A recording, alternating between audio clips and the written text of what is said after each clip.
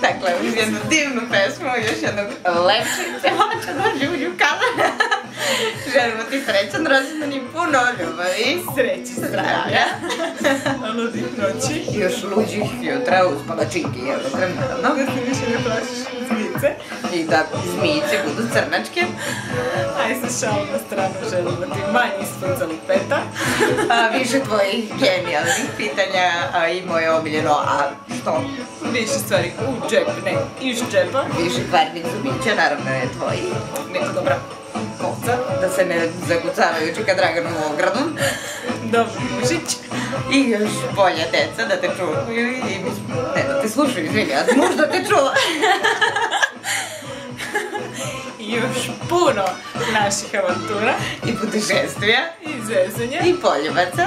I Mina Mina Sisto. Sisto.